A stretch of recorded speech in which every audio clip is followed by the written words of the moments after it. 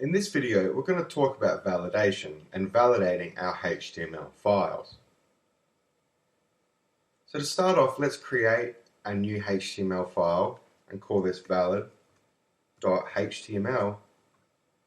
Double clicking on it, and now we're going to go ahead and type out our document structure, which is doc type, HTML, our opening and closing HTML tags, our head, opening and closing tags, our title, we're going to give this a title of valid, HTML, and then we have our body. So now that we have our structure, let's just add some simple text to the body of our HTML file.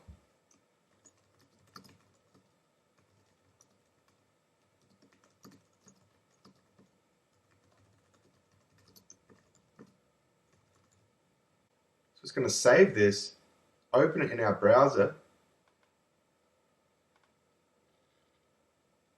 and notice that it's just some text output to the browser as you would expect. So now what we're going to do is we're going to head over to validator.w3.org. This is the W3C markup validation service. The W3C stands for the World Wide Web Consortium, and they lay out the standards of web-based technologies. It is important to validate our HTML files so that they may be displayed consistently among different browsers and different platforms. So let's start off by using the Validate by Direct Input feature. So we'll go ahead and select our HTML contents, copy these, Command-C on the Macintosh and Control-C on Windows, and go ahead and just paste this into the text area provided. Command-V on the Macintosh and Control-V on Windows. And we're just going to go ahead and click Check. This will attempt to run our HTML through the validator.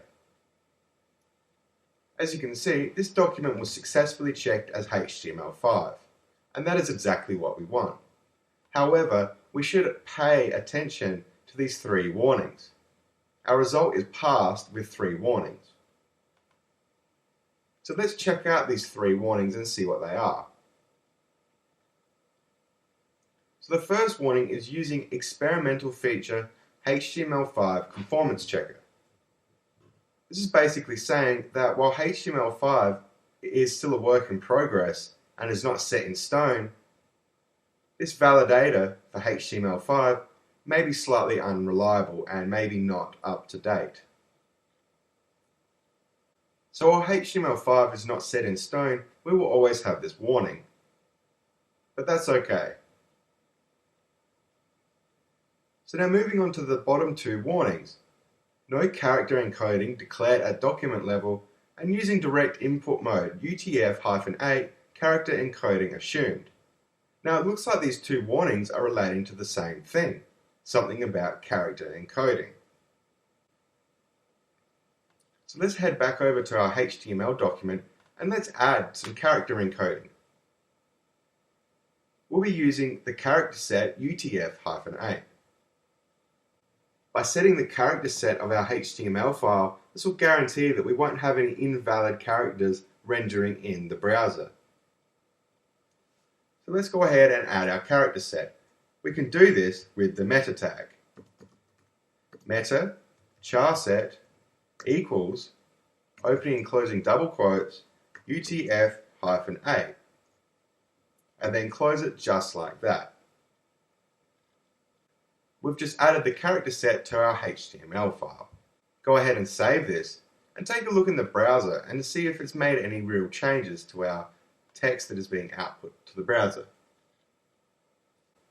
As you can see, it is exactly as it was before. It has not made any changes. So let's run this through the validator once more, but this time let's use the file upload facility rather than the direct input facility.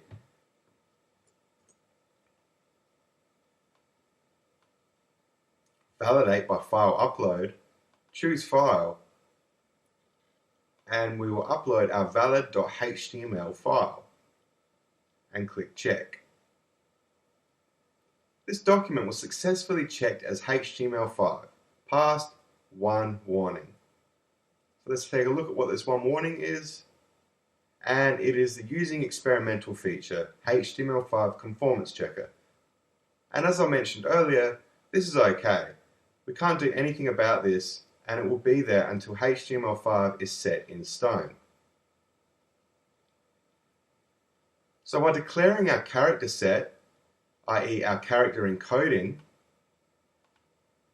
and using the file upload facility rather than the direct input facility, we're able to remove those bottom 2 warnings and have our HTML5 validate successfully. I hope you've learned a little bit about who the W3C is, why we validate our HTML files, and why we declare our character set or our character encoding.